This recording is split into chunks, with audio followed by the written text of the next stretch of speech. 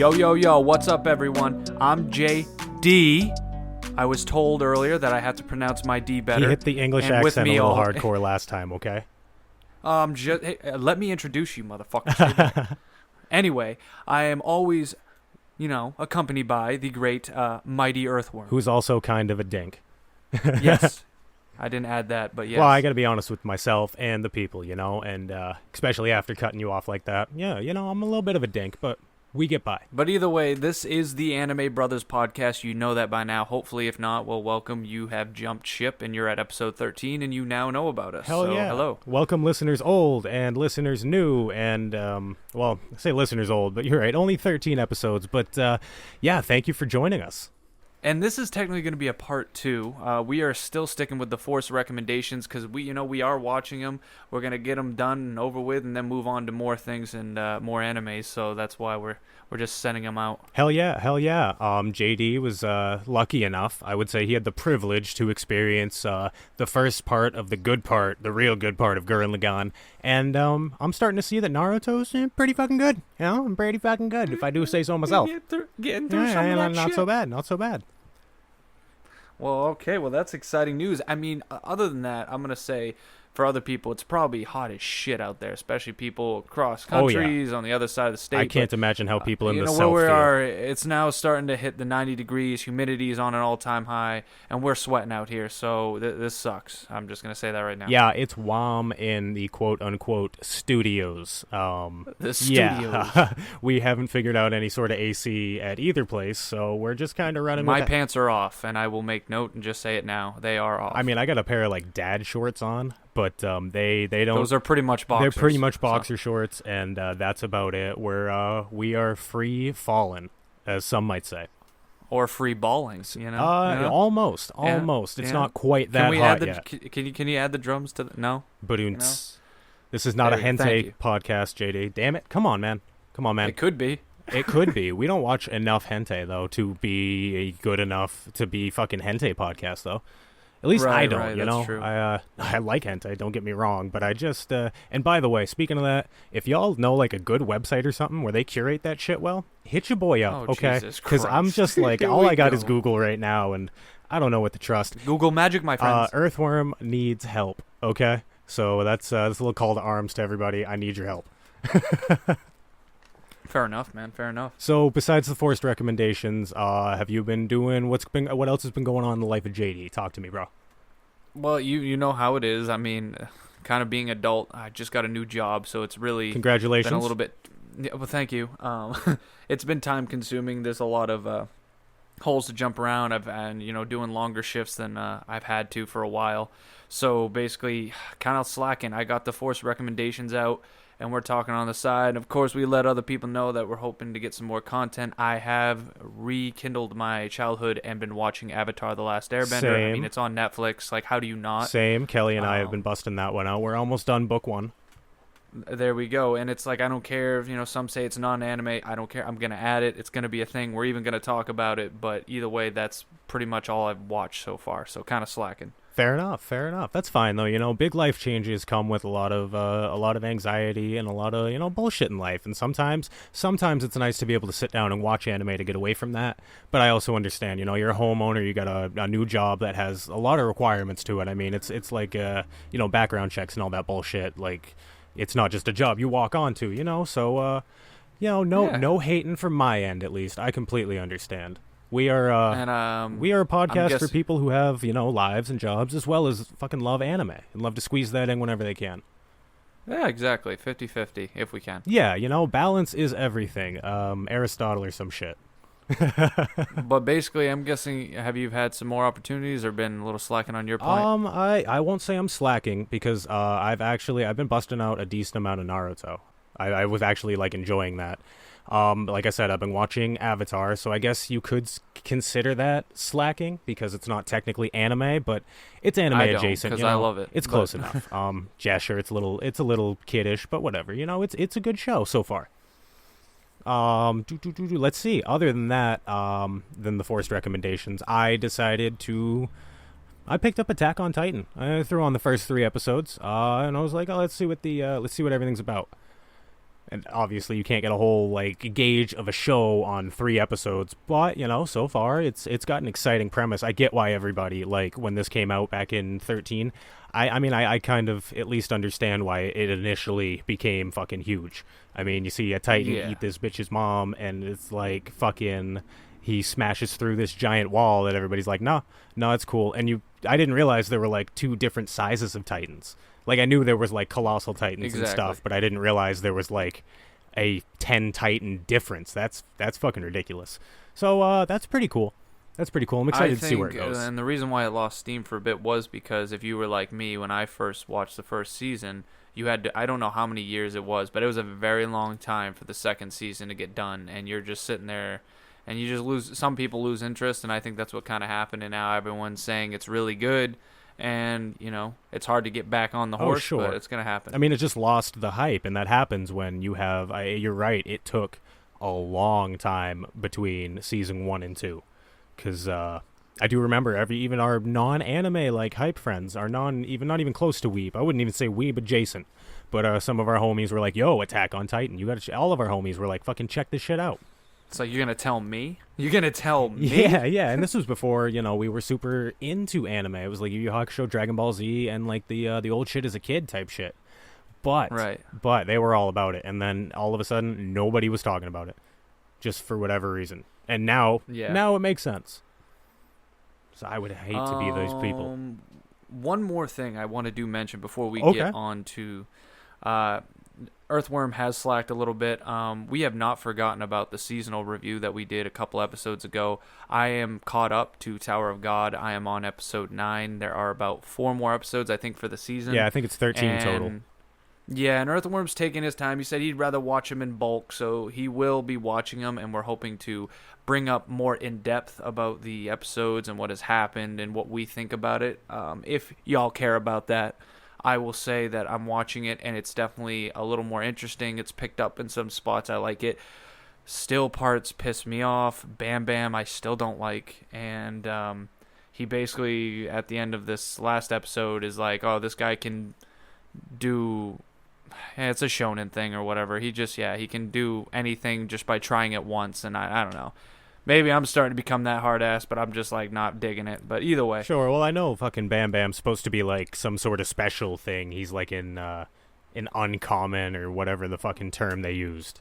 Who can who has already automatic mastery of this Shenshu stuff. So it's like, all right, well... I like to call it Shin Shui, but that's just me. I don't remember. It's something like that. But it's like, all right, well, Bomb's a fucking cheat code already, even though he sucks as a character and has done nothing to deserve it. It's like, at least Kirito was a beta tester. At least he had a fucking excuse. Well, all I'm seeing are signs of most of these, like, harem-like people, even though I know we don't call it harem, but, like, Kirito. And the fact that I think what's making me hate Bam Bam is that people are liking him so much more just because... Why? See, it's like he's more dumb, because Kirito wasn't mean. He was kind of quiet. He had some emotional things later on, but that's because he was going through a fucking death game.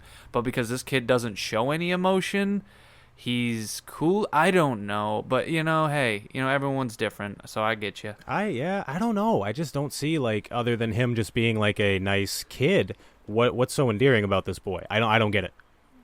Yeah. Either way, we'll get into it more and more, but that's not why we're here today. No. Real quick, I do want to touch on Tower of God before we hop off, because I'm not caught up, but I'm up to like episode 7.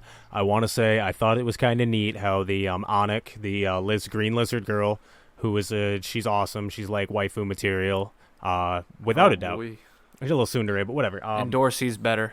See, I don't even remember who the fuck that is. The one that fights her. Oh yeah, on the stage. No, the princess of Come on. Oh, trust me. I'll have that debate with you one of these days. I'd much rather have Green Lizard Girl than fucking whatever wannabe Catface Johnson bitch. She's not a catface. She has a demon horn. Okay, what? Wow, okay.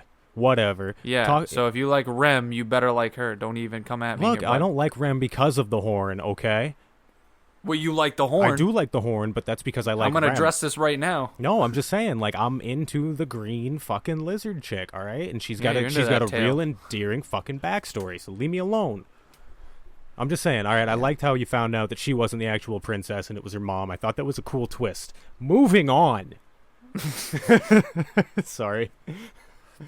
It's getting so hot in here. I get a little emotional sometimes. Okay, so what the hell? Do you want me to start off with Gurren Lagann this time, or do you want to carry on the No, trait we're of going to you carry on doing- this tradition. I'm going to start off with Naruto.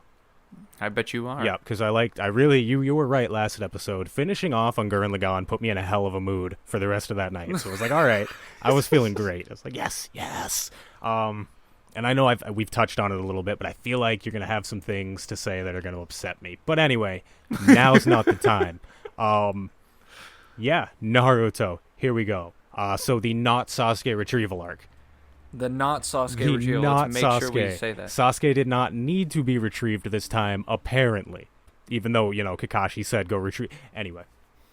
Yep. So the attack on the Hidden Leaf Village, I believe I have finished that that arc. I'm like 99% sure that that's the correct arc that I have finished, and it's over. Orochimaru fucking lost his arms at the end. That's it, right? Yeah. Took his bending away. He took his bending away. Okay. So, first thing I want to say about it, I actually wrote notes down this time, everyone. So I'm really proud. I know you're proud, and I hope everyone else is. I came prepared to do. Anyway, so the first thing I first note is Shikamaru has officially supplanted whomever the fuck was. He's my second favorite. Rock Lee is still number one, but Shikamaru. Oh, you don't even realize, bud. Soon, I'm just waiting for the day where you're gonna be like, you know what? I think Shikamaru takes the cake. So. And I'm waiting for that day too. Trust me, I am also waiting for that day. But Rock Lee's just a little bit more endearing right now. He pushes through. But Shikamaru, I relate to Shikamaru. Especially when he's I like, feel so good. oh yeah, dude, he's fucking awesome. When he's fucking, he stays behind to distract the guys, or yeah, I guess be a distraction would be the correct term, or whatever, with his shadow possession jutsu. And he's like, and everybody thinks that they're gonna tell Naruto when he's coming up with the plan. All right, Naruto, you stay behind because, well, you're fucking Naruto, right? And Shikamaru he puts himself on the line. I volunteer as tribute. Fucking awesome, great. And then he was willing to die, which and he didn't make like a big deal about like I'm not ready to die, all this bullshit. He was just kind of like he in character with Shikamaru. Even his death, he was like, "Oh, this is a fucking drag," This is a drag, man. Yep. See what happens when I don't act like myself. You see what happens when I act out of character. I'm gonna die now. It was almost breaking the fourth wall when he was like, "Is this what happens when I act out of character?" It's like, haha, I see you. So Shikamaru, yeah, he definitely supplanted whoever. So he's a close number 2 behind Rock. I didn't particularly like how he was just saved at the end, but I'm not going to bitch about that because that's a whole nother conversation about the use of fucking ex machinas and whatever. But I'm glad he's not dead. It happens a lot lately, yeah. Yeah, and it's with every fucking show, especially big shonens, it's like, swoop in to save the day, somebody at the end. Whatever, right. I'm not, like I said, I'm not here to bitch about that. I'm just glad Shikamaru's still around. Obviously, I know the fucking Naruto lore. But I'm happy that he was saved one way or the other. Next. Unless, JD, if you have any questions, feel free to just hop in, my dude. No, to be honest, you have notes now. This is pretty good. I like you saying it. And if I do have questions, I'll do it in the middle of you talking or something. Okay, fair enough. I know I have a tendency to ramble and take the quote-unquote spotlight, so I don't want to do that. Next. Oh, no, yeah, whatever. Next, the first Hokage's tree jutsu is probably my favorite jutsu I've seen so far. Oh, the tree jutsu, you got to see that. I like Tree of Life, like life tree type jutsu shit like that. That was super cool. Hey, Hashirama cells, bud. Is that Hashirama? Or that's Hashirami, bud. Oh, I didn't realize. I guess I knew. He is the first Hokage. He's literally the arch rival of Madara, and that's gonna become a thing. So shit. Okay, that's pretty fucking cool. I'm hyped for that then. But yeah, his jutsu was probably the coolest jutsu. I remember seeing that and thinking that's fucking sick. So yeah. that's nothing. Again, you didn't really get to touch a whole shit ton on this first and second Hokage. Except for the fact that third Hokage is Big Pimp. That's exactly what I wrote down. And Big Pimpin'. He literally just dick slapped both of them along with Orochimaru. Yeah. It's like, I don't know if they were... He gets a lot of hate for using roof tiles as shurikens, but I thought it was kind of awesome, but that was just me. See, honestly, I didn't even really... part didn't stick out to me at all, so it's, I guess, Yeah, neutral. it didn't me either, but what people were saying is like, oh, he's a third Hokage, and what he could come up with is, I can make shurikens out of roof tiles. It's like, bro, I mean, he did take them on and take Orochimaru's bending away. I mean, I don't know. He's the fucking... I'm calling it bending, but you know what I mean. I know what you mean. He's the third Hokage, and he bodied the first and second Hokage. Even, I have to assume they're not as powerful as they originally would have, because they're like zombies or some bullshit like that. Yeah, the reanimation takes away... They're not at 100%. Be that as it may, 50% of two Hokages... That's pretty fucking sick. And he bodied them along with the Orochimaru being a dick. And he's also 80 years old. Yeah, he's old as absolute fuck. So the fact that he could do that, and I like the fact that it was kind of cool to see, like, he's almost what Orochimaru's looking to be, as in he knows all these different types of goddamn jutsus. That's kind of his deal. Yep. He's like he mastered the way of shinobi is how they put it, which was, that was pretty cool. But through this part, I gained a lot of respect for the third Hokage. I'm glad to see he could still body people. That was pretty fucking cool. Because until this, I was like, yeah, he's just an old man. I'm sure he's not like, he must have been powerful at one point, but now he's just stepping in because he knows the political game. Apparently the fuck not. He's always strapped. Yeah, no fucking doubt. And he's got the samurai-looking fucking helmet on. Like, come at me, bitch. I ain't afraid. Yeah. He's got the Monkey King fucking staff that turns into the Monkey King. How did you like the Monkey King? Okay, so the Monkey King itself was really cool. I have and this is really nitpicky, don't take this too seriously, but I have biggest fucking gripe with the fact that the staff was more like a log. I hate how that looked, how he couldn't get his hands all the way around it.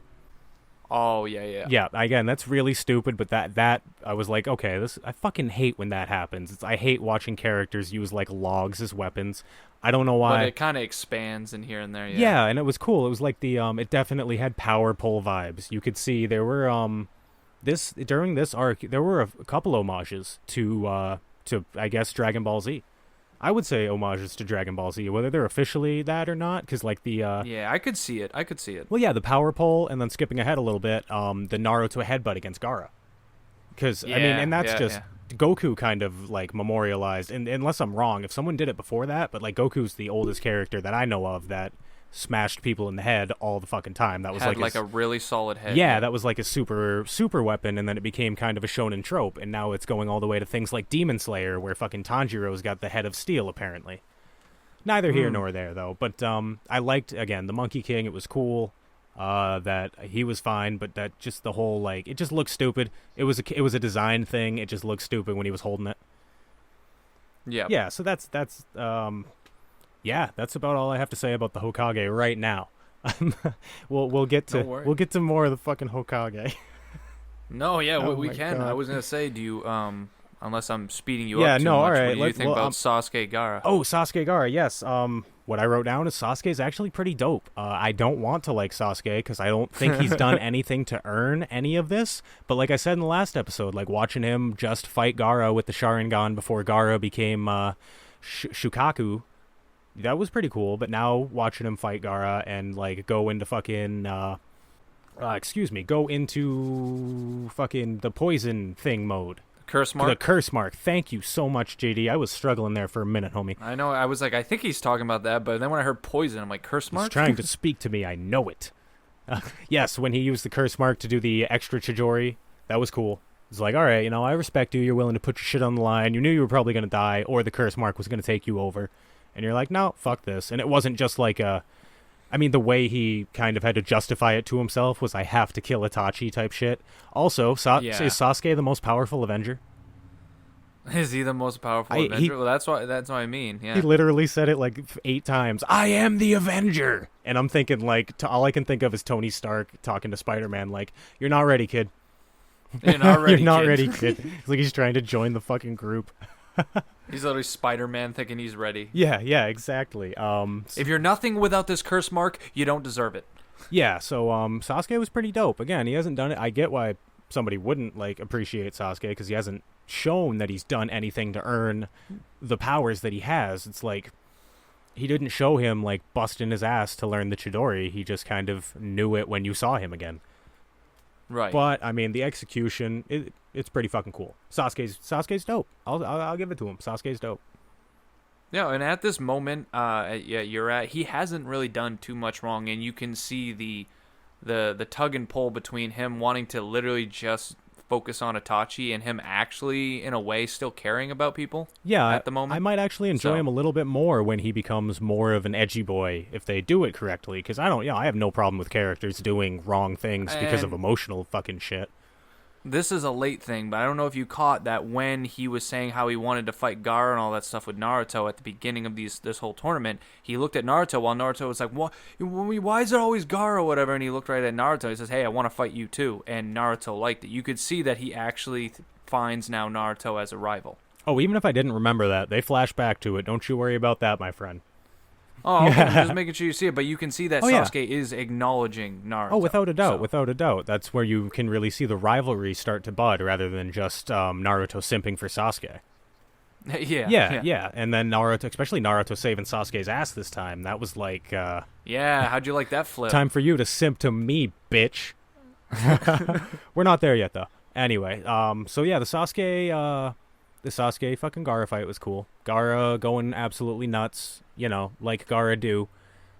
While we're on the topic of Gaara, though, I do want to say I don't think Gaara's a little bitch boy anymore. I knew it was going to come. Yeah, I knew. You gotta see that backstory. I knew his backstory was going to give him, I knew it was fucking sad as shit. What I wrote down is, I want to give Gaara a hug. I want to give Gaara. You're not alone. I want to give world. Little baby Gaara a hug. It's like, oh man. And I don't like edgy boys who are just like, I need to kill and grr and all that. But I mean, they justified it for him pretty fucking well, man. Like, he saw himself as, all right, I'm a monster, Absolutely. And like I've said before in other characters, like Gon and Meruem type shit. I like watching characters come from kind of a same place. And go in completely different directions. Maybe Gon and Meruem wouldn't be the best comparison, but you know what I mean? Naruto and Gaara were almost exactly the same kid. You could even argue that Gaara who had... you were surrounded by is what can change you. It's just as simple as that. That's the interesting thing, too, because you could argue that Gaara that he had any support system, because Naruto had nobody until Ikura. And I don't... But see how it was like a spark? Yeah. He heard someone care about him, and all it takes is one person to care about you. But it almost shows like the difference between nobody caring about you and people kind of looking at you that way, and Gaara being betrayed by the one person he thought actually gave a shit about him. Oh, and that was the rough part. That got me by surprise. I could tell something was going on with that guy, because the way he was talking to Gaara. I don't know. I think the dialogue was put really well, because he wasn't saying like, Gaara, I love you, you are loved. He's saying it. He's beating around the bush like a motherfucker. He's like, Gaara, you are loved, and your people have love for you, and you are a precious person who is close to me. But not saying you're precious to me. It's like, okay. And I thought it was just a dialogue translation type thing that was kind of being fucky. And I'm like, whatever, I can read past that. And then after I saw him try to murder Gaara, I was like, whoa, okay. That all makes a shit ton of sense. This is my favorite Naruto flashback so far. This has been definitely by far the most impactful one. Even after seeing Lee train with Might Guy when he was younger and shit. None of that compares to watching poor little baby Gaara. Damn. No, because Korra has more of a tragic backstory. So yeah. So that broke my little heart. Well, there we go. I knew it was gonna come. I was waiting for you to say it because pretty much everyone goes through the same thing with Gaara. Oh yeah. Most definitely. I have to imagine nobody... I mean, somebody might like him in the beginning, but I have to imagine most people are like, yeah, he's just kind of a dink. So I want to apologize to every listener out there if you were mad at me for saying Gaara was a dink and he sucked and whatever. You had every right to be. But that's the beauty of opinions. When you get new information, you can change it. And that's where I'm at. Gaara, you're my boy right now. I can't wait to see him fucking picking flowers in Boruto. I'm so excited. That's the only reason I'm watching Naruto, to get to the good part.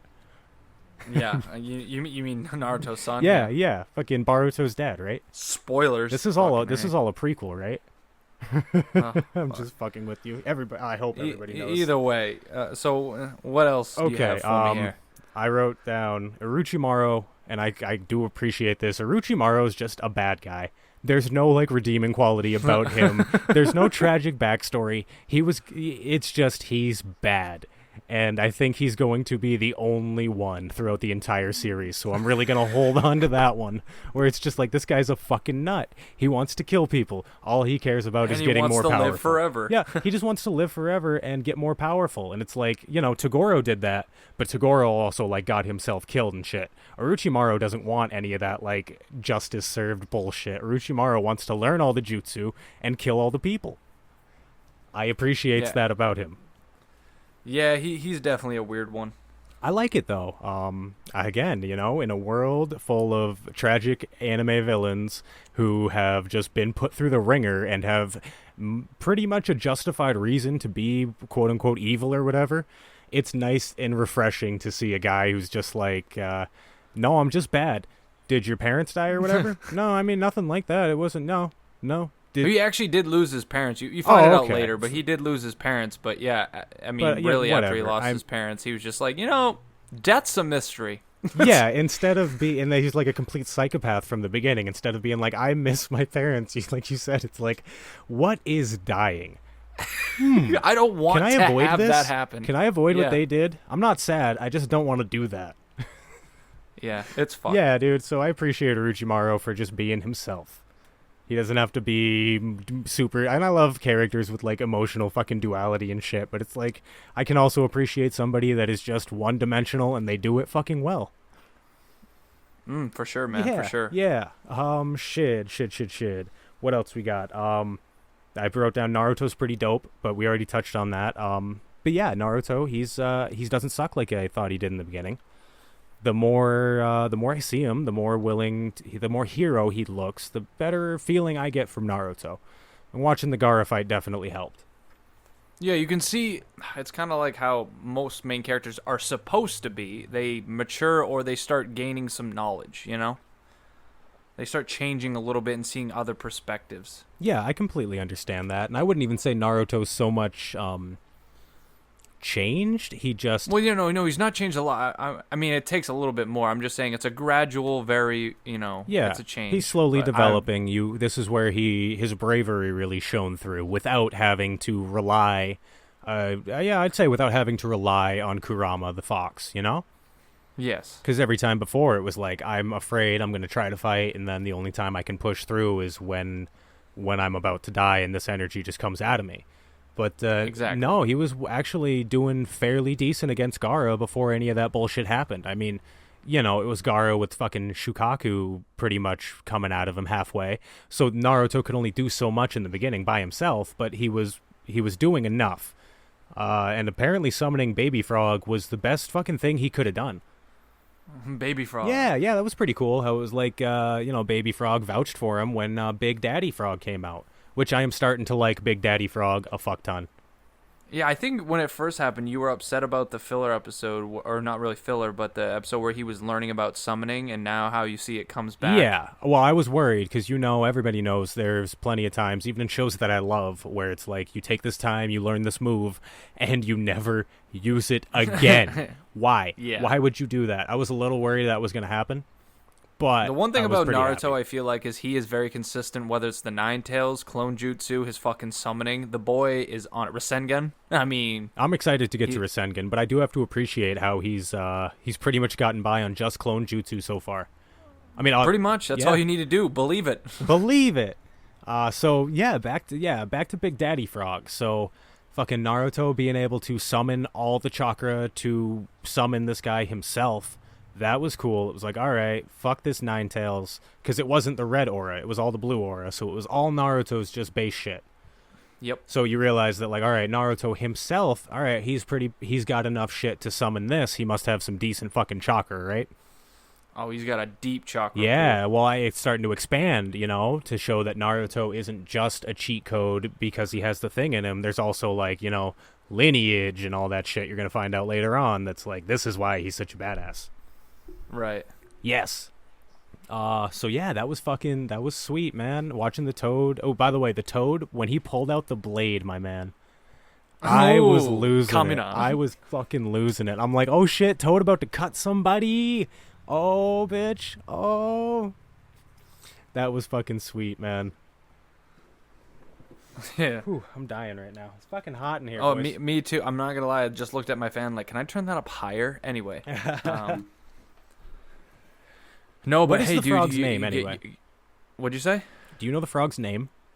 Oh man, when I was watching it, I did for a while. I knew a lot of the characters, and then as I watch more animes, I see why people have a hard time remembering names. But no, I don't. I do not remember. Fair enough, but I'm definitely starting to dig the big Toad. He's always smoking a pipe, so I can jive with that. That's my dude. He's got battle scars and shit. He's got the kimono, but it's just like open, so it's like, hey, He's got the pipe. Yeah. I already said the pipe, but thank you. Oh, you did. Yeah. Okay, But that's what I'm saying. Like, he's always smoking a pipe, and apparently he's willing to cut a bitch. So Oh, don't fuck with him. No, Don't and that's fuck the with thing. him. It's like as soon as he was willing to fight, there was no like, I'm gonna punch you or use anything else. It immediately pulls out the blade. I'm ending this right now. That was his mindset. I'm gonna stab you, and this is gonna be over. So yeah, the exactly. fucking Sage Toad he's probably my third favorite character, on account of the pipe and the blade. Oh. On account of the pipe and the blade. So Kakashi's moved down a lot, huh? Yeah, I guess. I that's something. Okay, real quick. One gripe I do have is, what the fuck? Kakashi and Might Guy probably should have wiped the floor with every one of the fucking, with all the fucking ninjas that were attacking them. Besides, maybe they're Kabuto. saving them for later, Eric. I mean, damn it. You're fine, dude. It's fucking. Okay, so they're saving the bad guys for later. Is that what you're telling me? I'm kind of joking, but I'm basically saying. Trust me, I don't get it either, but fuck it. Just accept it. Okay, so it was fine, like the 2 or 3 scenes where they fucking showed what Kakashi and Might Guy were doing, but it took like fucking the whole like 8 episodes of the thing, and I'm thinking to myself like, all right, Kakashi is the copy ninja. He knows like 8 billion jutsu, and he's got the Sharingan, and the only people I've seen attacking him are it's not even people. It's just like flashes of light or like shurikens coming through the air and shit. And Might Guy is the... It's ninjas fighting really fast. Yeah, I get what it's supposed to be, but like it's not like some big threat that it's like, wow, this guy's going to be tough. He's above Junin level. Might Guy, you're going to have to help me beat him, and at least like give them a reason to be there. So that kind of sucked. I wanted to see Kakashi. I wanted to see Might. I wanted to see them do cool shit. During that, watching Might Guy do a couple of his fucking taijutsu moves, I did realize that Studio Pierrot, I'm pretty sure that's who did Naruto, but they've been using the same goddamn animation style for fighting for fucking 20 years. Oh, yeah, they've been nailed for some things. I think they've actually gotten in trouble for copying fight-style animations from other animes in Naruto. Like, it looked exactly the same style as, like, you know how they get drawn kind of shitty, but it's fluid on the movement, so you're like, okay, that's fine. Yeah. Again, Naruto what I'm watching was probably, 2006, 7, somewhere around there? When it was like made at latest, or 2004, 5. Yeah, because I'm, the Hidden Leaf Village episode 80 something, whatever. But fucking, I'm going back to it. Everybody take a shot. Black Clover has the exact same fucking here we look go. to Another it. Shot, everybody. Dude, almost 15, 20 years later, Black Clover has the exact same fucking style to it. And it's like, dude... Do you know why Black Clover isn't that good? Studio Pierrot. No. Do you know why Black Clover isn't that popular? Black Clover's really good. Oh, I'm sorry. And maybe I just added that in I there. do have to say, though, that Black Clover essentially looked at Naruto and said, okay, I really like the bones that you have, but I would change a couple of things. And they did exactly that, my dude. Like, the more I watch of Naruto and the more I know about Black Clover, it's like, oh, yep, they pretty much it's a copy my homework, but make it look like you did it yourself type situation. Yeah, it's and they're both good. They both have redeeming qualities to them, and they're both just different enough. But yeah, I can see where Black Clover looked at Naruto and was like, "You have the bones of an amazing show, but I think I can do it better." Yeah, essentially. Yes. So that's probably my biggest gripe. My only gripe with the Hidden Leaf attack was the fact that Kakashi and Might Guy were in the background. You didn't get to see him almost at all, and when you did get to see him, it was lackluster. Two of my favorite characters were cucked like a motherfucker. Yeah, and like you already pretty much know. I mean, it sometimes happens. Like they put these characters in the limelight. Like they put them out of there. They put them away from the action. Try to keep you not thinking about it, so you can actually witness other people doing things. But if you sit back and actually, like you said, but like Gurren Lagann and all these little things, if you really sit back and nitpick, you can realize that doesn't make any sense. So Yeah, I hear you Kakashi and Might Guy, and I'm sure I'm gonna see them flex their fucking powers soon, or in the future at least. But they should have waxed everybody, but like I said, maybe Kabuto, or at least all the shitty like half Jonin fucking just pretty there. much everyone there. I don't know. That's just me. Yeah, to bring it back to a Gurren Lagann term, all the cannon fodder people there, they should have waxed, and then you should have at least shown me like some blows between Kakashi and Kabuto and Might Guy and all these Orochimaru looking fuckers, instead of just watch Kakashi throw a fucking kunai knife in that guy and then back to something else. Yeah. But yeah, again, that was get overable. It was fine. One more gripe real quick. Oh, boy. Yeah, I know, right? And it's not even a super gripe, but Naruto, I wish you would have taken, and I say the show when I say Naruto, I wish you would have taken all of the backstory from, like, Gaara or something and put it into one episode. Because though it was very good backstory, Yes, I know. And it was timed fairly well. It was like, Gaara's going crazy, let's show you why. I get it, but I would have been more invested in both the fight and the backstory if you would have put it in a separate episode. And that's not to say I wasn't invested. I just would have been like way more, like I would have been crying my eyes out literally when Gaara fucking had to kill that guy. Why? His fucking dad killing. Damn it, we're back to Gaara. I can't believe you, fucking daddy Gaara. Suck my balls. Like, really, what the fuck? You put a demon in your kid and you're like, well, I made a mistake. I'm sorry. I gotta kill you now. I'm sure there's way more to it. Uncontrollable monster. I'm sure there's way more to it. Or maybe it's just you're an uncontrollable monster and I have to destroy you because I made a fucking mistake. There is more to it. Oh yeah, like everything with Naruto, it's just like Itachi murdering all the villagers. It's like, well, I'm sure there's more to it. I have to assume that he didn't just do it for fun. Drinking my juice box. Yeah, that's okay, brother. My last two things. Last two. Shukaku, he looks like cookie dough. Yes. Yes. At first I didn't. But he is a badger. He does look like a badger. No, he's a raccoon. He's a raccoon. Yes, they said it. He's a raccoon. I didn't remember that. Raccoon. I apologize. Nah, no worries. He doesn't really look like a raccoon because he's all lumpy and stuff. And I had a moment of self-reflection because of him. I was like, wow, that's a really stupid character design. I don't fucking like it. Hurt to der. And then I'm like, he looks like cookie dough. And then I thought, well, I really like cookie dough. Why don't I like him? And then I completely flipped a script. I'm like, whatever, you're big, you're lumpy, you look like cookie dough, though, so I'm into it, baby. Shukaku, you're cool. Cool in my books. There we go. No hate from that. Yeah. So he looks like cookie dough with, like, maybe some, like, blackberry fucking swirl in there. I don't know how well that would taste, but I'm willing to try it. And fair enough, and my man. last thing, and this was probably my favorite part of the entire, and you're gonna fucking hate me, but this is my favorite part of the entire Attack on the Hidden Leaf. The poor third Hokage, for 6 episodes, I counted 6 separate episodes, that motherfucker had a sword through his chest. Slowly dying. And at first I was like, okay, this is ridiculous. And then I think the 3rd or 4th episode, I'm losing it. When it just shoots back to him, and it's like, Orochimaru's like, you can't take my soul. And 3rd Hokage's like, I will take your soul.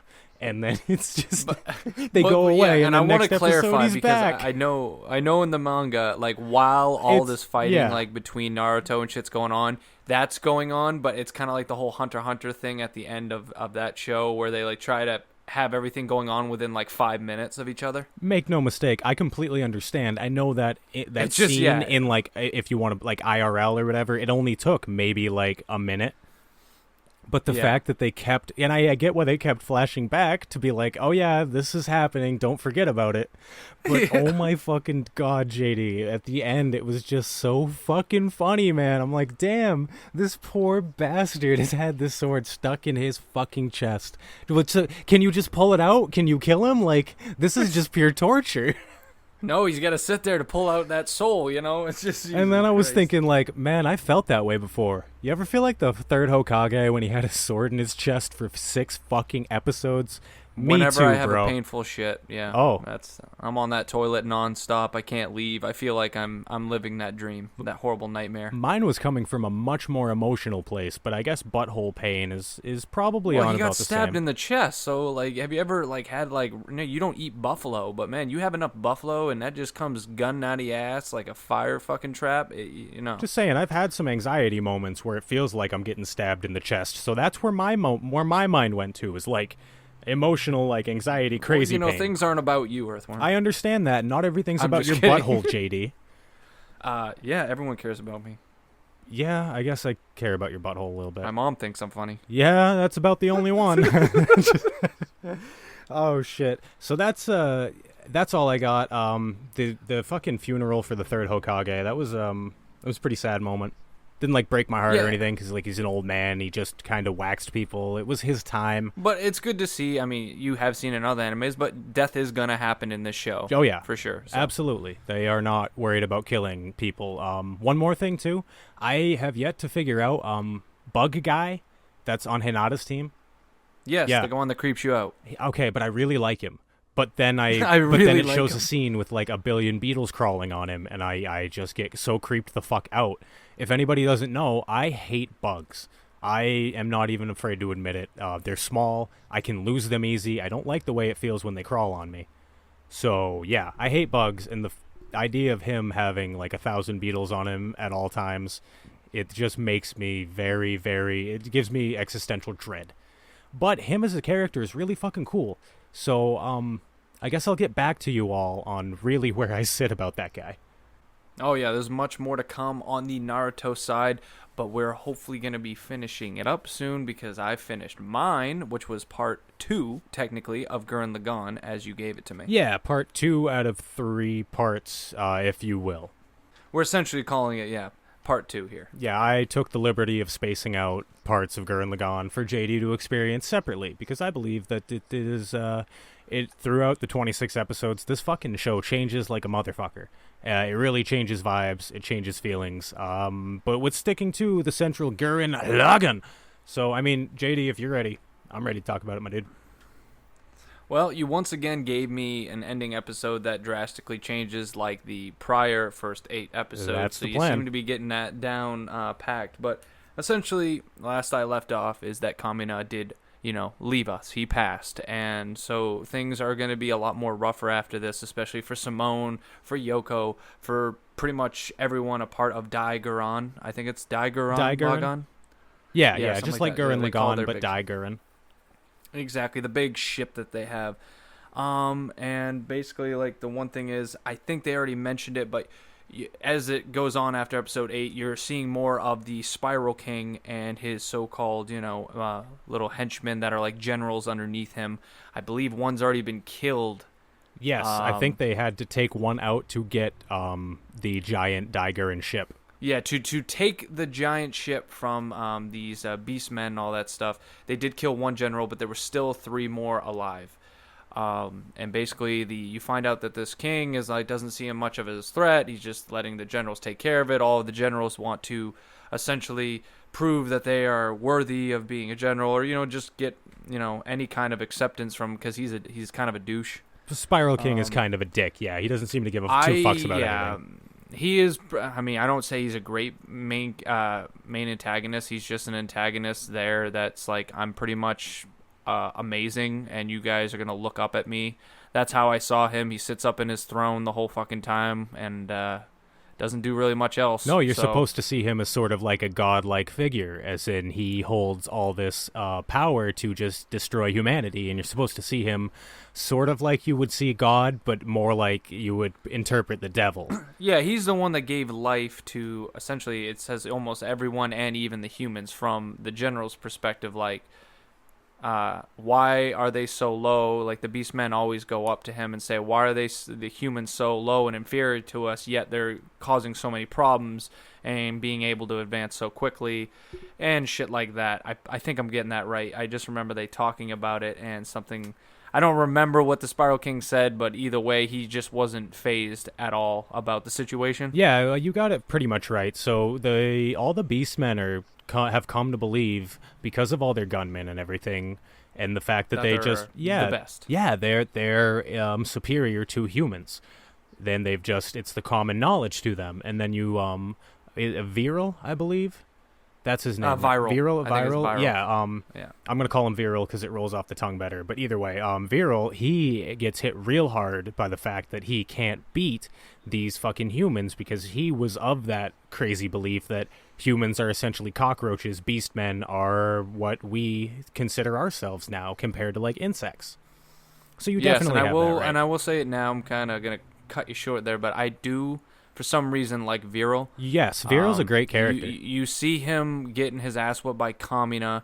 You later find out for a while he was getting his ass whooped by Simone, but he never knew Kamina had passed because he was in Gurren Lagann the whole time, and he never saw his face. He just would see Gurren Lagann and be like, I'm going to fight you, and I'm going to win this time.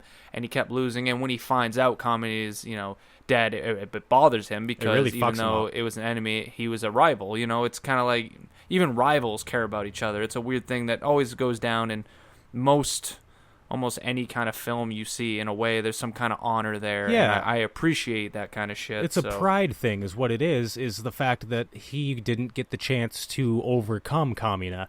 He's never going to get the chance to beat the person who continued to beat him down, so he's always going to feel like a loser. That's the way Viral's looking at it. Yes, he's a very honor-heavy person, which is what like humans have and shit like that. He believes in his honor. So I do respect that. That's you find that out as the episodes keep going about Viral and stuff like that. But either way, I'm just gonna go back a little bit right after episode 8, and I mentioned the Spiral King. You get to see that what everyone's dealing with after Kamina's death. Simone's taking shit really hard. Hell yeah. Obviously, boy's like got bags under his eyes, don't seem like he's sleeping. Boy's kind of losing his mind. When he's fighting, he's getting fucking angry, just trying to like fuck shit up, and he wants to live so much under Kamina's. Basically, Kamina thought the world of him, so he wants to live up to those expectations and show him that I got to be like Kamina because Kamina's gone and I got to live for both of us. So I can understand what he was going through, and everyone's like saying he's going to drive himself mad in a way. Yeah, Simone is a prime example right now of what happens when you put expectations on yourself that you aren't ready or you don't know how to achieve. When you take on responsibilities that you have no business taking on. Simone thought he had to do it all by himself because, Kamina's gone. Kamina would have done it all by himself. He was trying to be something that he was not. He is not, yes. You're supposed to do what you want.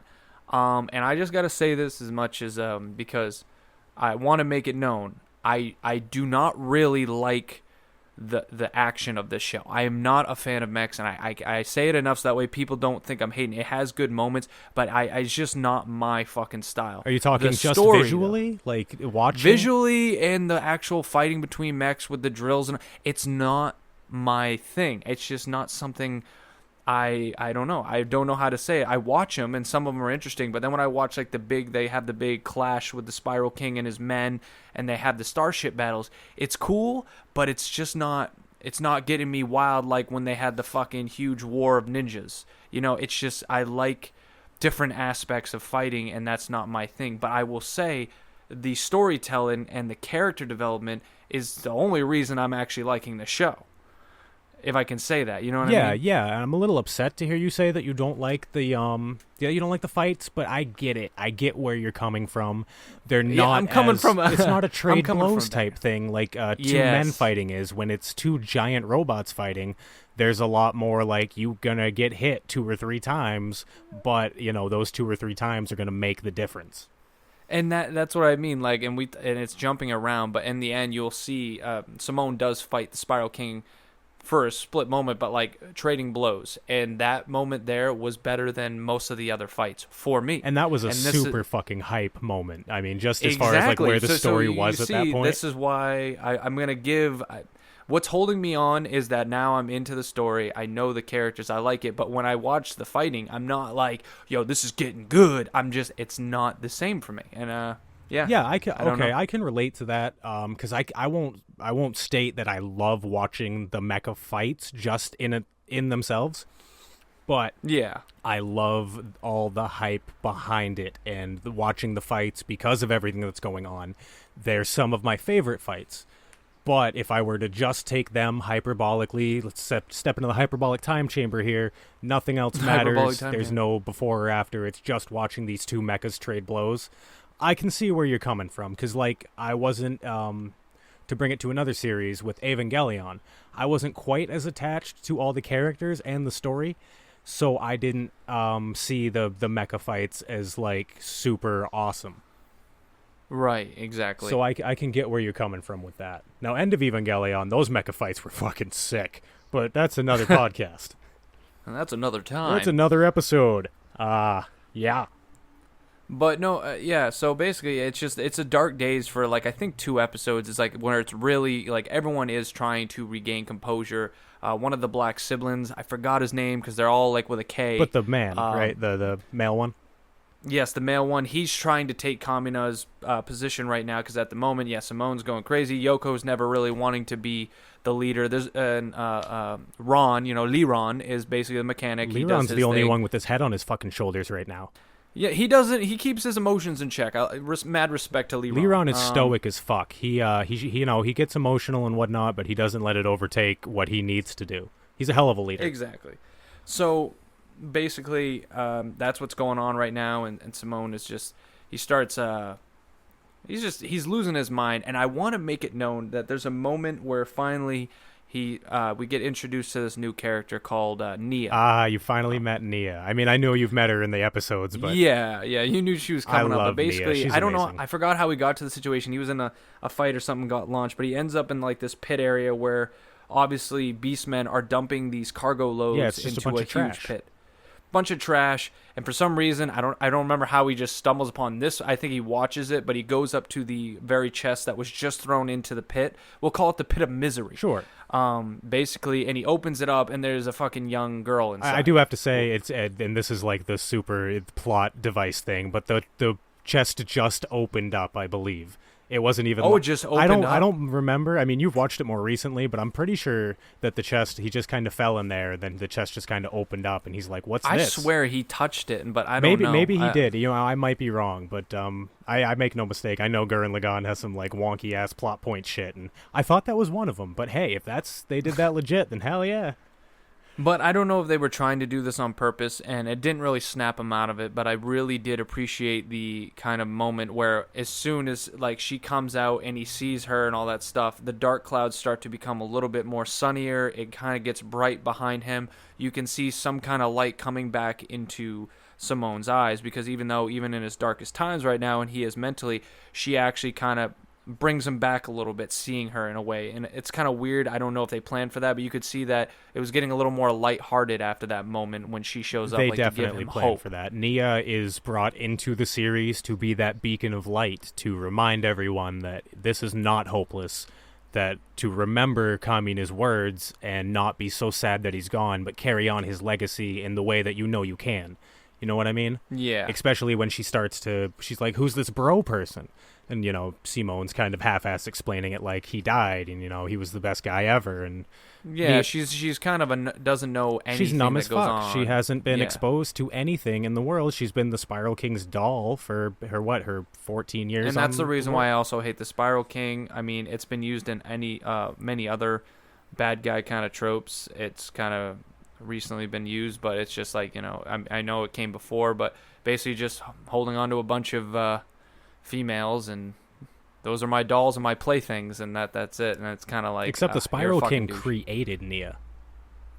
I know, but he's just sick as fuck. No, I'm saying that's worse. That he didn't just, like, abduct a woman. Like, he well, maybe it's not worse, but it's different. He specifically created this, like, creature, I guess. Not sure if Nia's technically human or if she's closer to a beast man.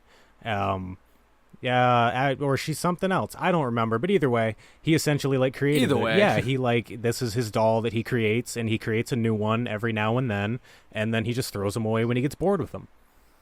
Yeah, he's a shitty fuck.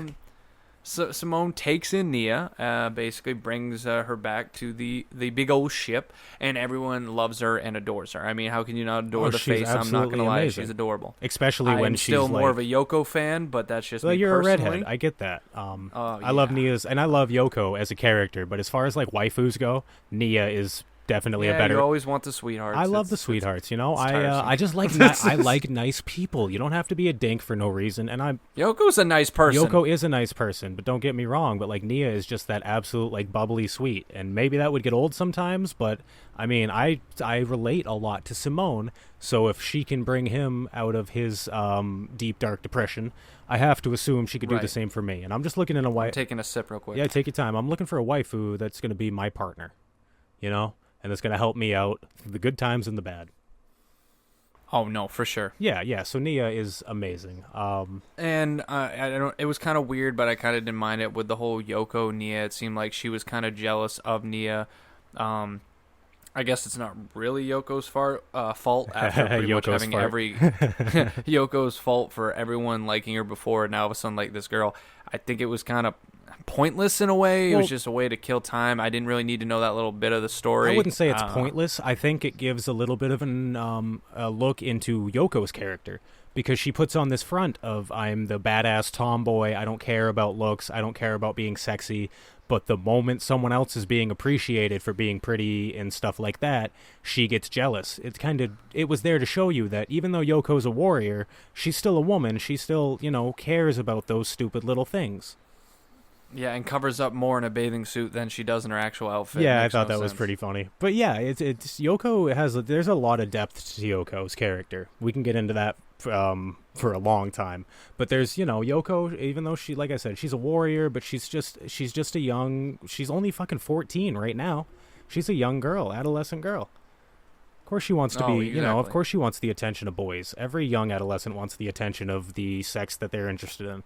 Essentially, and it's basically after Nia's introduced, a bunch of fights go on. I'm sorry, I'm not going to be able to talk about every fight. I just know that the generals do pretty much almost for a while, one at a time, try to take on Gurren Lagann, his whole squad, Simone, and all that stuff. And Simone, throughout that time frame, does snap out of his thing. It's not like it's simple. He snaps out of it and realizes he just has to be himself, like we've kind of already said. It's just you got to be you can't be somebody else. And you realize what he's good at is digging, or how he's always been doing his shit, so Yep. why stop now? Dude, I have to say, that scene where Simone is standing on top of Gurren Lagann with the top open and the wind is flowing through his fucking jacket and he's got his arms crossed and he's standing there going, I know I'm not my bro, but I figured out I don't need to be. I'm myself. And he's doing that like crazy speech, and I can't remember if the opening theme was behind it at the time. But whatever music was, I don't remember if the theme with music actually. Either way, you paid attention to some details. When yeah, you well, watched it. I know the music behind it was amazing. Like those are the moments that make Gurren Lagann so special to me. I'm getting chills in a room where it's like fucking 99 degrees right now. I got goosebumps just thinking about that scene. It's so powerful to me, and that's why I'm like, yeah, it's fucking stupid. Yeah, it's fucking wonky, but it's top fucking anime for me, bro.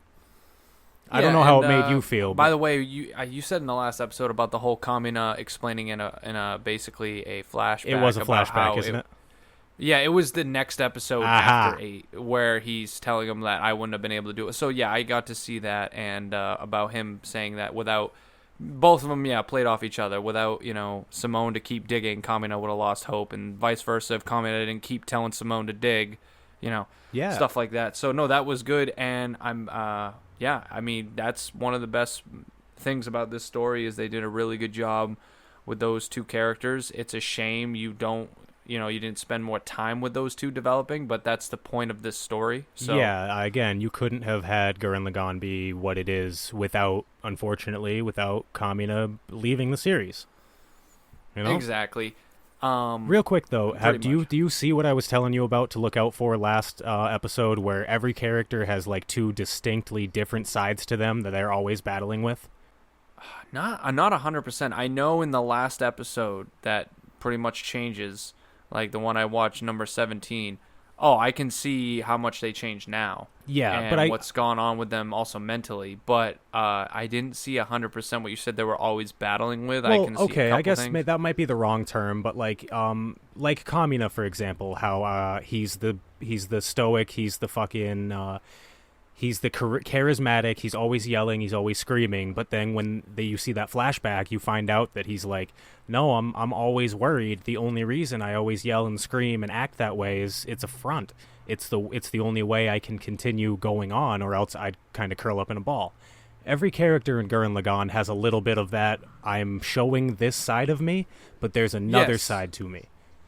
No, I can understand that. And real quick, when you said that, it made me remember, and this is why I was telling you, in a way, this is why I do like Kamina, but I've been telling you about All Might, why I like him. And you said he's all right, but the reason why he always fights with a smile is because that way it shows people they have nothing to fear and all that, and it's to help him get through his fear. Absolutely. My biggest So, problem with in a All Might way, is that it's he the needed same Deku thing. to kick him in the ass again about that. But yeah. Oh, I know, but I think it's because after. Well, he's I'm, fucking I'm sorry, I'm dying, breaking I this mean, out. Yeah, Christ. after All Might almost died for once, when you're indestructible but you almost die, it probably changes you a little bit. Yeah, but we'll do a whole ass episode Yeah, on My Hero. yeah. one of Either these way, times. yeah. It just reminded me because Kamina is basically someone that doesn't have All Might's powers and still look death in the fucking face. So. Fuck yeah, I love it. But either way, a lot of battles do happen between the episodes 9 to 17, all that stuff. That basically that whole episode is about them marching down to take on the Spiral King and his home base, and where pretty much all the Beastmen live. I don't know if it was all of them. I think it's all of them, but it was essentially Yeah, it's where they all came from. lived. Every Beastman out there came from the Spiral King. And I'm just going to say it quickly. Yeah, through a lot of perseverance, they had some struggles, but shonen trope, a lot of things happened. Simone and them were able to break through every fucking time. Always someone was there to save the day, and Simone did some crazy-ass fucking shit. I He understand just willed it, man. He just willed it. Like I said, it didn't bring a lot out of me, but I enjoyed the journey. I got there. I appreciated it. Like I said, that's not what I'm 100% into, like I said. But it was good. It just, I don't know. There's something there that I was expecting more, and they finally got to the Spiral King, and he was a badass. Yep. He did work, like a lot of work, and we did say is that his mech is one of the best it's mechs. the coolest mech in the fucking show, as far as Pretty I'm concerned. much, yeah. I didn't like any of the mechs, and then his showed up, and I'm like, okay, I like this mech. It's got that It was scorpion-ass definitely cool. tail. It's got the black and the fucking, like, white aesthetic. It looks nice and sleek, and he does work with it. Fuck yeah, buddy. But I don't think he even stays in too long, because then Oh, he's just no. like, fuck it, I'll fuck you up without it. Yeah, he's like, It's oh, you think you got spiral power? Hold on, and then his fists start glowing green after he gets out of the mech, and he just starts throwing. Yeah. Jesus Christ. Like, I don't know, like, that man, and he has, like, a flaming head going on. Like, he's got fire, like, I think it's fire coming out of his It's head. like, I think it's spiral energy, just kind of manifesting to look like a flame. But, like, anything that's, like, green like that, he's just overflowing with spiral energy. I mean, yeah. I mean, shit was, like, as much as I don't find him, like, a really in-depth antagonist, like, he was OP. Oh, And that's fuck what yeah. kind of bothered me. It reminded me of the Sword Art Online part where literally Kirito fights this supposed bad guy, and he's dead. He loses. Yeah. Spoiler alert, guys. Simone is going neck and neck with him. He's in the head part of, Yeah, he's in Lagann. just Lagann. And then the Spiral King's literally just himself. Fucking, they're just trading blows back and forth, and that was one of my favorite parts. And it just ends because, you think Simone's going to lose, and he wills it, and he stabs the motherfucker in the chest with his little drill. And it just makes the size of, like, Mount Rushmore, essentially, in his fucking chest. Yep. And big old kills the Giga Drill bastard. Break, yeah? Yeah, Giga Drill Break, yeah. And in a way, I mean, I know, like, you couldn't extend that anymore, but I was like, damn, you made this guy so OP, and he dead already. But, I mean, either way, it was a good fight. I did enjoy that, for sure. Oh, yeah. That's again, it's like you said, visually spectacle. So far, that's probably the coolest one that you've seen throughout the whole Yes, mech for and me, them trading that was blows. what I remembered. And then before he falls off the cliff, basically, I don't remember the exact words, but I'll he give was it to you. basically saying, oh, okay. He says, this is the warning that he gives humanity, right? Yeah, about the whole, he like, says when you hit over a million. Yep, the year, or the second you hit 1 million apes on the surface, something about the planet will be destroyed or some bullshit. Doomsday will come. Exactly. So as soon as 1 million, then they take that to assume that once 1 million people are born, some bad shit's gonna happen. And right there, and then I watch the next episode. That in a way kind of like fucks with a lot of people because they constantly think about it. But Yep. that was like his omen and whatever. And he's dead. Nia in a way felt kind of remorse that her father died, even though he's a fucking bitch. Sure, So, but for most of her life, it's the only person that she knew, and apparently he treated her fairly well until the end. yeah, until she started questioning her reality, because you can't do that when you're a doll. Oh no, dolls should not have like existential questions about life. Yeah. Either way. I know if my sex no. doll Started asking me why am I here, I'd throw that bitch in the garbage. I'd throw that bitch in the garbage. Nope, I want a return. You don't ask questions. Yes, you will take this back. I don't care how many times I've used it. But no, real quick again, because I'm going to get into the last episode and finish this bad boy off. Yeah, so but, you went to the time skip, right? That's the episode that you stopped yeah, at. the big time skip in a way. But I'm going to say is that once, surprisingly, I mean, you shouldn't be too upset. It's still a good rating. It's still an 8. I left the last episode of 8 at an 8, and I said it's nothing but up from here. This whole battling kind of part in between this whole last part that's coming, I'm going to give it an 8 again. I did enjoy it, mostly because of the depth of the character. The story progressed pretty well. It didn't like it dragged. There's very few moments, and I enjoyed the little moments. It didn't give me the shonen like ups of fighting that I normally enjoy, so it's not like I'm like, yo, this is some intense shit. I didn't feel that. That's just me. So it's still an 8 for me right now. Okay, that's fair.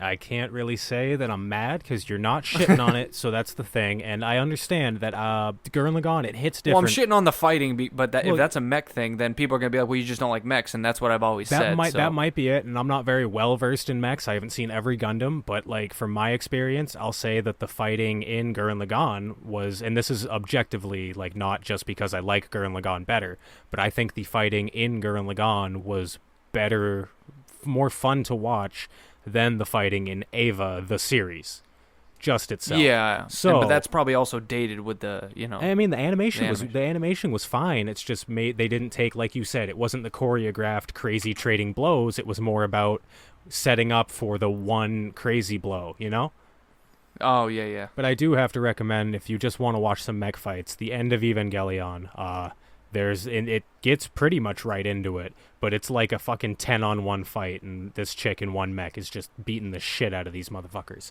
for a while. And it's really cool looking. Like, there's that almost like martial arts style of the fight that you're into. Oh, but that being said, I can't give it 100%. This last episode, where it finally time skipped and it leads into this big whole thing, everyone's gotten older. I think it's 7 years. 7 years. 7 years has gone by, and my God, did Naruto Shippuden not even go this far? You can officially fap to Yoko. And you know what? Without it being like FBI worthy. No shame. I only got like that one episode. Didn't even really have her in. I had her for a split second, but either way. No, she'll be back. She'll be back. Yeah, essentially a lot of things going on. Simone is now the ruler, essentially, of this new city that they have made called Common City. He's pretty much president of the fucking Earth, let's be honest. Yeah, pretty much president of the Earth. They have a Kamina statue, which I appreciate. There's a lot of things they've been building. Razizo, was that his name? Rossio. I'm really bad with his name. No worries, man. He became his advisor growing up. The boy's come a long way. Also, I find him I understand his reasonings, but he's getting a little bit on that vibe of the village dad, which I think that's why you said pay attention to. Yes, that's exactly what I was looking for. But this is what I'm seeing, and that I do appreciate, is that, yes, a lot of people have, in a way, kind of not really flipped, but because of how their personalities were, they weren't to a grand scale, and now they've gotten there. Like Rossio had always been that kind of like, I need to follow the rules. He grew up with that stuff. And now that he's the chief advisor, he finds that we need to be prepared for everything. Oh, we can't hit over 1 million. If we do, we got to come up with a plan to get rid of that, because I'm not going to let the planet go. He's seeing everything as a fucking number, because growing up, what did he see? A number. Even though he was telling the village head, like, this is what you're doing is wrong. And then as soon as you take that responsibility, you fucking forget all about it. You're doing the same shit. No, and right there, a lot of this stuff was going on. Simone, because he no longer has to battle anymore, he has become a little lethargic in his life. Like they said, he basically doesn't know of much of ruling and shit like that. He just He reminds me of Trunks in GT, like in the beginning when he's like yeah, head of when he's a Capsule business Corp, and owner. he's like, I don't really want to do this. I'd rather just fly around and do sand shit. But they're like, no, you have to. Yep. And he proposes to Nia in a weird way. I mean, I know that she was a novice, but 7 years later, you still don't know how marriage works. I mean, get off it, bitch. But Yeah, that's that's fair. But she's ditzy. Leave her alone. It's too much Dixie at some points. I'm sorry, that doesn't work on me. But either way, he proposes to her. I appreciated that. You know, everyone's just trying to do it. Yoko isn't down for this shit. She likes to live her way, so she leaves. Says, "I'm gonna leave it in your hands." Have you found out that. what Yoko's doing now yet? No, it was just one episode. She just dips. You will not guess it. It's very out of character for who you think she is, but then it makes a bunch of sense. If she's stripping, I'm not going to be happy. No, it's very wholesome. Okay, it's wholesome. Good. Yes. I'm glad to hear that. I will find out. Basically, then you get to see the two little kids, Derry, and I forgot the other guy's name. Is it Derry and Dari? Is it that simple? No, I think it's Danny. I think there's an N in there. Ginny. I don't remember. I don't know, but God those two little kids that you see, they're now grown up and they're actually fighting in mechs. Yep. And the mechs have been mechs. upgraded. Yeah, they got like the mass-produced super upgrades. They're nice and sleek and those now. mechs look like more like Gundam now. So it looks more of like kind of how what you think, in my opinion, mechs would look like. So it's a lot of things have advanced in this one episode. Things you see people aging. One of the black siblings, I forgot her name. She's the blonde one. She's pregnant she is now. now pregnant. Yeah, she's having a kid with the tall, dark-skinned man, the kind of leader of Fort Littner or whatever. He's a cool dude. Village. He reminds me of Exactly. Daichi for some reason from Haikyuu, or maybe Daichi reminds me of him. And at this moment, this one episode, I know there's a lot more to come, and it's not like I'd like this going on for a lot of episodes if nothing happened, but since I know the characters, I got involved, and like I said, I don't mind the story, I don't mind this kind of like slice of life, just day of what's going on. You eat this shit up. I eat this shit up. Yeah, this was good, and that's why this episode, it's getting to a 9. It's like an 8.5 since we've been doing those ratings. Like, I already liked this better than that whole journey that we took. I know we had to get there, but as much of a time skip, I'm like, and I enjoyed it, and I like the parallels with these characters, how much they've gotten either worse or changed a little bit. Like you said, I'm going to see Yoko doing something wholesome. It's just going to be, I just like the way it's going right now, but it doesn't last long. No, it apparently doesn't last the whole ass episode. No, it doesn't, because like not even half the episode in, some weird fucking thing like teleports itself from the fucking moon. I think that's how it worked. It just came out of the moon, and it just started fucking up the city. And no robot really could pierce it with bullets or slashes or anything like that. It was just fucking everybody up until Simone, who didn't obey his chief advisor, but fuck the chief advisor. He was the only one that apparently could beat the fucking creature or mech thing that showed up, and he blows it to smithereens. However, because of him doing that, it had like a self-destruct sequence, so it pretty much blew up everything around it in the city, so the city caught on fire. Yep. Now, of course, Simone took the blame for that, as if he was the fucking bad guy. And then Rocio is like seeing it as like, you should have captured it, like it's that simple when you're sitting in a fucking base watching. But yeah, either way, I know how this is in a way gonna go.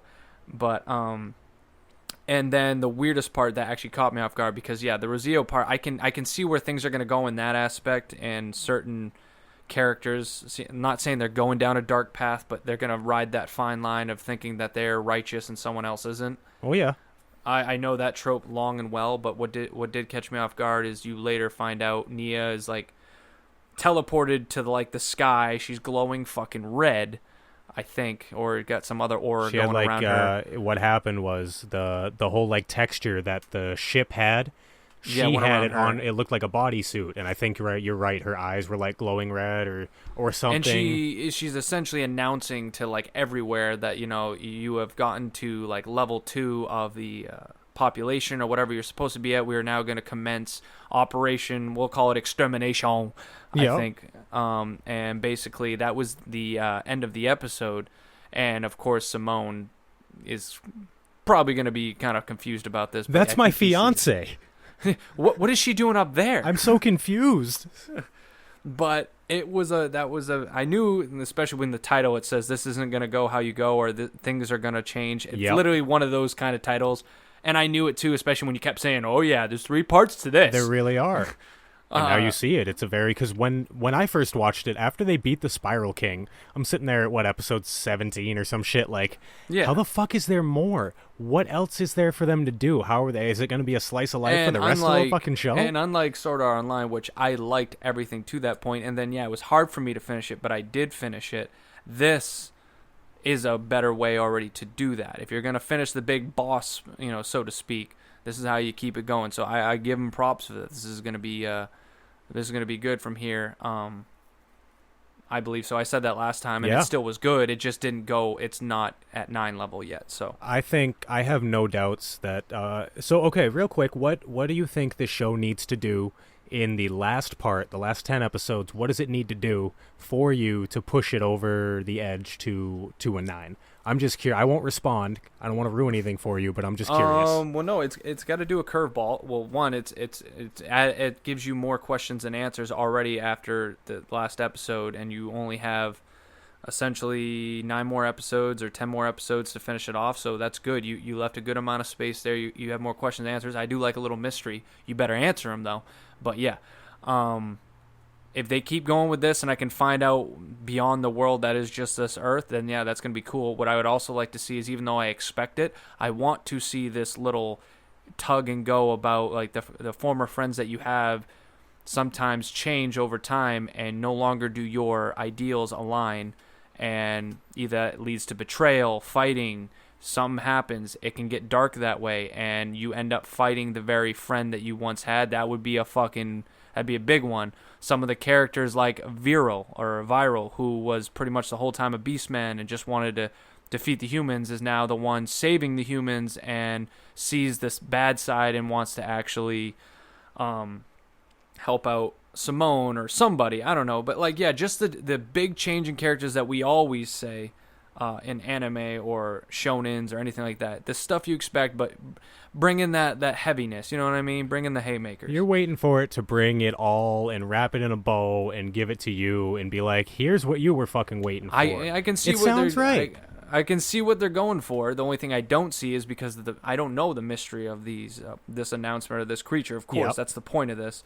But yes, everything else I can kind of see coming, especially because I did see Viral in the last episode, and he was trying to help out the people underground. He's trying to help out to defend humans, them. And Ruscio is like saying, "Oh, you're gonna trust a beastman?" And it's like, "Look, man, now don't start getting all racist over here, bud."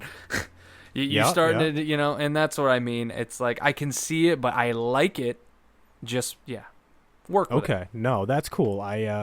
That's cool. But if out of nowhere they're just like, let's forget what we were trying to lead up to and let's just do it this way, and boom, I'm going to be like, yeah, sorry, bud, it's not going. No, I won't say any specifics, but I do think that you're going to be happy with where it goes. I think it'll end up being a 9 for you. It'll be a top tier anime as far as you're concerned. Well, there we go.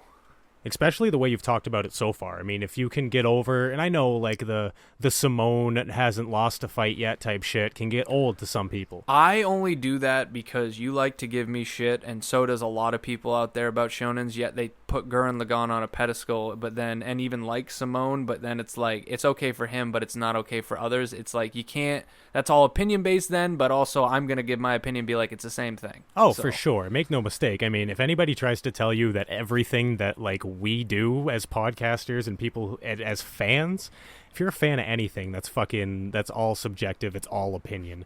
There is no like absolute best anime out there. I don't care how good Full Metal Alchemist Brotherhood is. Yeah, I mean, some people can give 10s, and I still haven't done it. Maybe I'm just weird. You are weird, but that's okay. I am weird, yeah. I love you anyway. Yes, I know, and I love you. Yes. So any closing thoughts on Gurren Lagann? Are you good? I'm sweaty right now. Yeah, I'm sweaty too. So I think that we've both, so far in this forced recommendation, the takeaway at this point is we need to trust each other a little bit better.